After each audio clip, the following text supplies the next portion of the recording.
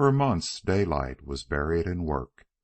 The outlay was terrific, and there was nothing coming in. Beyond a general rise in land values, Oakland had not acknowledged his eruption on the financial scene. The city was waiting for him to show what he was going to do, and he lost no time about it. The best skilled brains on the market were hired by him for the different branches of the work. Initial mistakes he had no patience with, and he was determined to start right, as when he engaged Wilkinson, almost doubling his big salary, and brought him out from Chicago to take charge of the street railway organization. Night and day the road gangs toiled on the streets, and night and day the pile drivers hammered the big piles down into the mud of San Francisco Bay. The pier was to be 3 miles long, and the Berkeley hills were denuded of whole groves of mature eucalyptus for the piling. At the same time that his electric roads were building out through the hills, the hay fields were being surveyed and broken up into city squares, with here and there, according to best modern methods, winding boulevards and strips of park. Broad streets, well graded, were made, with sewers and water pipes ready laid and macadamized from his own quarries. Cement sidewalks were also laid, so that all the purchaser had to do was to select his lot and architect and start building. The quick service of Daylight's new electric roads into Oakland made this big district immediately accessible, and long before the ferry system was in operation, hundreds of residences were going up. The profit on this land was enormous. In a day, his onslaught of wealth had turned open farming country into one of the best residential districts of the city. But this money that flowed in upon him was immediately poured back into his other investments. The need for electric cars was so great that he installed his own shops for building them. And even on the rising land market, he continued to buy choice factory sites and building properties. On the advice of Wilkinson, practically every electric road already in operation was rebuilt. The light, old-fashioned rails were torn out and replaced by the heaviest that were manufactured. Corner lots on the sharp turns of narrow streets were bought and ruthlessly presented to the city in order to make wide curves for his tracks and high speed for his cars. Then, too, there were the main line feeders for his ferry system, tapping every portion of Oakland, Alameda, and Berkeley, and running fast expresses to the pier end. The same large-scale methods were employed in the water system. Service of the best was needed if his huge land investment was to succeed. Oakland had to be made into a worthwhile city, and that was what he intended to do. In addition to his big hotels, he built amusement parks for the common people, and art galleries and clubhouse country inns for the more finicky classes. Even before there was any increase in population, a marked increase in street railway traffic took place. There was nothing fanciful about his schemes. They were sound investments. "What Oakland wants is a first-class theater," he said, and after vainly trying to interest local capital, he started the building of the theater himself. For he alone had vision for the 200,000 new people that were coming to the town. No matter what pressure was on Daylight, his Sundays he reserved for his riding in the hills. It was not the winter weather, however, that brought these rides with Dede to an end. One Saturday afternoon in the office, she told him not to expect to meet her next day, and when he pressed for an explanation, "I've sold Mab." Daylight was speechless for the moment. Her act meant one of so many serious things that he couldn't classify it. It smacked almost of treachery. She might have met with financial disaster. It might be her way of letting him know she had seen enough of him, or... "What's the matter?" he managed to ask. "I couldn't afford to keep her with hay, $45 a ton," Dede answered. "Was that your only reason?" he demanded, looking at her steadily, for he remembered her once telling him how she had bought the mare through one winter 5 years before, when hay had gone as high as $60 a ton. "No, my brother's expenses have been higher as well, and I was driven to the conclusion that since I could not afford both, I'd better let the mare go and keep the brother." Daylight felt inexpressibly saddened. He was suddenly aware of a great emptiness. What would a Sunday be without Dede, and Sundays without end without her? He drummed perplexedly on the desk with his fingers. "Who brought her?" he asked. Dede's eyes flashed in the way long since familiar to him when she was angry. "Don't you dare buy her back for me!" she cried. "And don't deny that that was what you had in mind." "I won't deny it. It was my idea to a T. But I wouldn't have done it without asking you first. And seeing how you feel about it, I won't even ask you. But you thought a heap of that mare, and it's pretty hard on you to lose her. I'm sure sorry. And I'm sorry, too, that you won't be riding with me tomorrow. I'll be plumb lost. I won't know what to do with myself." "Neither shall I," Dede confessed mournfully, "except that I shall be able to catch up with my sewing." "But I haven't any sewing." Daylight's tone was whimsically plaintive, but secretly he was delighted with her confession of loneliness. It was almost worth the loss of her mare to get that out of her. At any rate, he meant something to her. He was not utterly unliked. "I wish you would reconsider, Miss Mason," he said softly. "Not alone for the mare's sake, but for my sake. Money don't cut any ice in this. For me to buy that mare wouldn't mean as much as it does to most men to send a bouquet of flowers or a box of candy to a young lady. And I've never sent you flowers or candy." He observed the warning flash of her eyes, and hurried on to escape refusal. "I'll tell you what we'll do. Suppose I buy the mare and own her myself, and lend her to you when you want to ride. There's nothing wrong in that. Anybody borrows a horse from anybody, you know." Again he saw refusal, and headed her off. "Lots of men take women buggy riding. There's nothing wrong in that. And the man always furnishes the horse and buggy. Well, now, what's the difference between my taking you buggy riding and furnishing the horse and buggy, and taking you horseback riding and furnishing the horses?" She shook her head and declined to answer, at the same time looking at the door as if to intimate that it was time for this unbusinesslike conversation to end. He made one more effort. "Do you know, Miss Mason, I haven't a friend in the world outside you. I mean a real friend, man or woman, the kind you chum with, you know, and that you're glad to be with and sorry to be away from. Hagen is the nearest man I get to, and he's 1,000,000 miles away from me.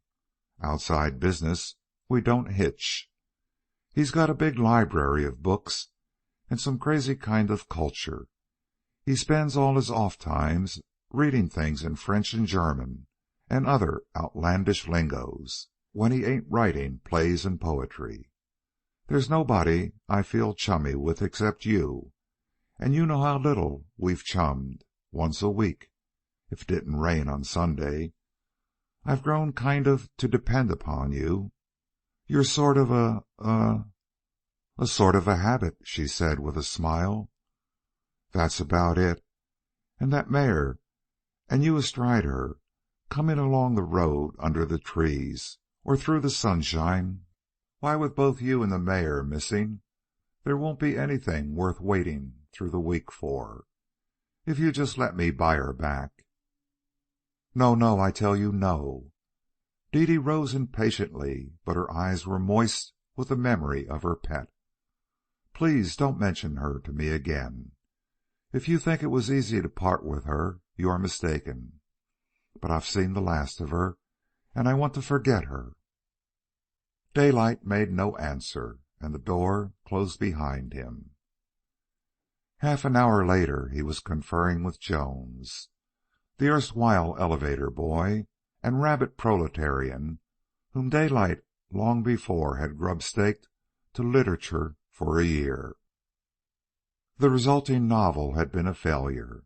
Editors and publishers would not look at it, and now Daylight was using this disgruntled author in a little private secret service system he had been compelled to establish for himself. Jones, who affected to be surprised at nothing after his crushing experience with railroad freight rates on firewood and charcoal, betrayed no surprise now when the task was given to him to locate the purchaser of a certain sorrel mare. "How high shall I pay for her?" he asked. "Any price. You've got to get her. That's the point. Drive a sharp bargain so as not to excite suspicion, but buy her. Then you deliver her to that address up in Sonoma County. The man's a caretaker on that little ranch I have there. Tell him to take whacking good care of her. After that, forget all about it. Don't tell me the name of the man you buy her from. Don't tell me anything about it, except you've got her and delivered her. Savvy?" But the week had not passed when Daylight noted the flash in Dede's eyes that boded trouble. "Something's gone wrong. What is it?" he asked boldly. "Mab," she said, "the man who bought her has sold her already. If I thought you had anything to do with it—" "I don't even know who you sold her to," was Daylight's answer. "And what's more, I'm not bothering my head about her. She was your mare, and it's none of my business what you did with her. You haven't got her, that's sure, and worse luck. And now, while we're on touchy subjects, I'm going to open another one with you. And you needn't get touchy about it, for it's not really your business at all." She waited in the pause that followed, eyeing him almost suspiciously. "It's about that brother of yours. He needs more than you can do for him. Selling that mare of yours won't send him to Germany, and that's what his own doctors say he needs. That crack German specialist who rips a man's bones and muscles into pulp and then molds them all over again. Well, I want to send him to Germany and give that crack a flutter, that's all." "If it were only possible," she said, half breathlessly and wholly without anger. "Only it isn't, and you know it isn't. I can't accept money from you." "Hold on now," he interrupted. "Wouldn't you accept a drink of water from one of the 12 apostles if you was dying of thirst? Or would you be afraid of his evil intentions?" She made a gesture of dissent. "Or of what folks might say about it."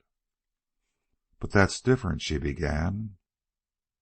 "Now look here, Miss Mason, you've got to get some foolish notions out of your head. The money notion is one of the funniest things I've seen. Suppose you was falling over a cliff. Wouldn't it be all right for me to reach out and hold you by the arm? Sure it would. But suppose you needed another sort of help. Instead of the strength of an arm, the strength of my pocket. That would be all, and that's what they'd all say. But why do they say it? Because the robber gangs want all the suckers to be honest and respect money. If the suckers weren't honest and didn't respect money, where would the robbers be? Don't you see? The robbers don't deal in armholds. They deal in dollars. Therefore arm-holds are just common and ordinary, while dollars are sacred, so sacred that you didn't let me lend you a hand with a few. Or here's another way," he continued, spurred on by her mute protest. "It's all right for me to give the strength of my arm when you're falling over a cliff. But if I take the same strength of arm and use it at pick and shovel work for a day and earn $2, you won't have anything to do with the $2. Yet it's the same old strength of arm in a new form, that's all. Besides, in this proposition, it won't be a claim on you. It ain't even a loan to you. It's an arm-hold I'm giving your brother. Just the same sort of arm-hold as if he were falling over a cliff. And a nice one you are, to come running out and yell 'Stop' at me and let your brother go on over the cliff. What he needs to save his legs is that crack in Germany, and that's the arm-hold I'm offering. Wish you could see my rooms. Walls all decorated with horsehair bridles, scores of them, hundreds of them. They're no use to me, and they cost like Sam Scratch. But there's a lot of convicts making them, and I go on buying. Well, I've spent more money in a single night on whiskey than would get the best specialists and pay all the expenses of a dozen cases like your brother's. And remember, you've got nothing to do with this. If your brother wants to look on it as a loan, all right. It's up to him, and you've got to stand out of the way while I pull him back from that cliff." Still, Dede refused, and Daylight's argument took a more painful turn. "I can only guess that you're standing in your brother's way on account of some mistaken idea in your head that this is my idea of courting. Well, it ain't. You might as well think I'm courting all those convicts I buy bridles from. I haven't asked you to marry me, and if I do, I won't come trying to buy you into consenting, and there won't be anything underhanded when I come a-asking." Dede's face was flushed and angry. "If you knew how ridiculous you are, you'd stop," she blurted out. "You can make me more uncomfortable than any man I ever knew. Every little while you give me to understand that you haven't asked me to marry you yet. I'm not waiting to be asked, and I warned you from the first that you had no chance. And yet you hold it over my head that sometime, some day, you're going to ask me to marry you. Go ahead and ask me now, and get your answer, and get it over and done with." He looked at her in honest and pondering admiration. "I want you so bad, Miss Mason, that I don't dast to ask you now," he said, with such whimsicality and earnestness as to make her throw back her head in a frank, boyish laugh. "Besides, as I told you, I'm green at it. I never went a-courtin' before, and I don't want to make any mistakes." "But you're making them all the time," she cried impulsively. "No man ever courted a woman by holding a threatened proposal over her head like a club." "I won't do it any more," he said humbly. "And anyway, we're off the argument. My straight talk a minute ago still holds. You're standing in your brother's way. No matter what notions you've got in your head, you've got to get out of the way and give him a chance. Will you let me go and see him and talk it over with him? I'll make it a hard and fast business proposition. I'll stake him to get well, that's all, and charge him interest." She visibly hesitated. "And just remember one thing, Miss Mason. It's his leg, not yours." She refrained from giving her answer, and Daylight went on, strengthening his position. "And remember, I go over to see him alone. He's a man, and I can deal with him better without women folks around. I'll go over tomorrow afternoon." Part 2, Chapter 17